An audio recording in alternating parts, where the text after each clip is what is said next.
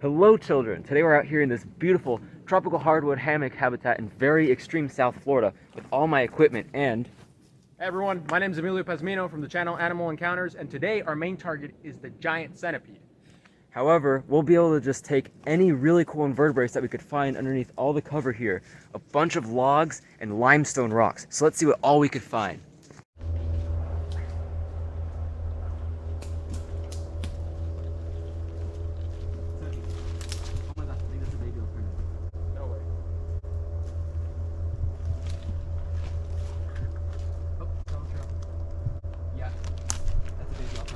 Let's go.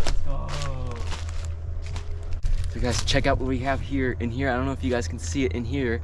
This is a very young Scolopendra alternans, or Caribbean Giant Centipede.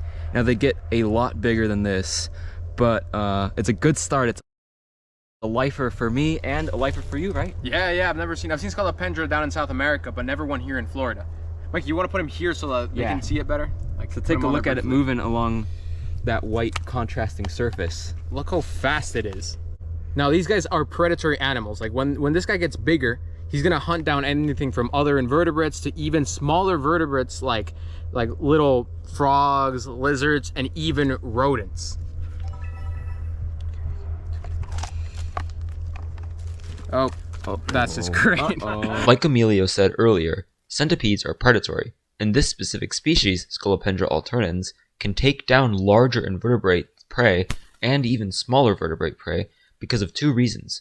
One, Scolopendra alternans is among some of the largest centipedes in the world and is definitely the largest centipede that can be found in Florida, with larger size adults reaching about 8 inches in length. And two, centipedes are venomous, with Scolopendra having pretty intense venom. While many people think that centipedes bite, they actually sting, using their front 2 legs to deliver a venom to their prey. Even though this individual right here is much smaller than the maximum size of an adult Scolopendra alternans, it could still be easily identified as such by the overall appearance and coloration. At least here in southern Florida, the overall body coloration being a pale brownish or tan color with some reddish coloration concentrated near the head but nowhere else is distinctive of Scolopendra alternans, regardless of age. Juveniles like this one have a bluish tinge to their appendages that they lose as adults, which makes it harder to tell the difference between this and the much more common invasive species, the minor blue-leg centipede. However, minor blue-leg centipedes have a slightly different body appearance, as they're in a different genus, especially with juveniles being a bit more boldly patterned, with some more concentrated reddish-orange coloration towards the end of the body, as well as the head. While it would have been great to find a full-grown adult, seeing this species for the first time and getting to handle this venomous animal was an amazing experience, but there is still so much more left to cover, so let's see what all we could find. Just flip this little guy underneath the rock. This is a little soil centipede of some sort, probably in the genus Geophilus, and as you can see, its body length is maybe a little longer than that Scolopendra alternans that we caught earlier. However, it is much narrower and is overall a smaller animal, as this is a fully grown soil centipede, and most of the ones I see are even smaller than this. You can also see how much differently it moves than the alternans, and that is because of the fact that they occupy completely different niches, with Scolopendra being among some of the top predators of this hardwood hammock ecosystem, whereas the soil centipedes eat much smaller prey and are willing to squeeze through much smaller spaces and live in areas like leaf litter as well as underneath rocks and logs. So, really cool. Sticking with the theme of myriapods, this right here was my lifer, orange rosary millipede, a very small and slow-moving millipede species that's relatively flattened in appearance, and is overall a really contrasting species, mostly black, with a striking row of bright orange spots running down the body, as well as bright orange legs that look mesmerizing as the millipede walks. Overall, an amazing find. While it seemed like almost every log or rock that we flipped had a Florida leatherleaf slug underneath it, this one slug right here stuck out as something I'd never seen before. This slug right here appears to be something in the genus Polyphora, which seems to be relatively common in the eastern United States, in Central America, the Caribbean, and northern South America. While I can't figure out exactly what species this is, it's still really cool to see. The overall bright pinkish orange coloration, as well as the contrasting dark blue-gray eye stalks, made it really pop out in the field.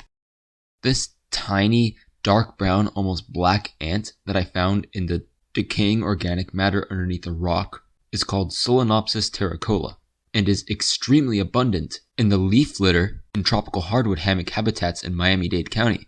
However, their tiny size, slow movements, and habit of living underground make them almost completely unnoticed, as I'm probably the only person besides ant researchers conducting surveys to ever see this species.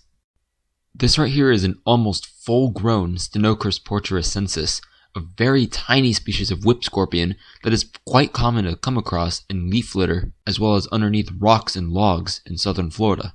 Stenochrus portuacensis is a member of a very specialized order of arachnids called Schizomeda, or the short-tailed whip scorpions, which have a similar overall body plan to a vinegaroon, except at a much smaller scale, with the pedipalps being modified as stubby claws that they hold in front of their head, and their front pair of legs being modified to work more like antennae, being long and thin and held up from the ground, only using their back 3 pairs of legs for actual walking.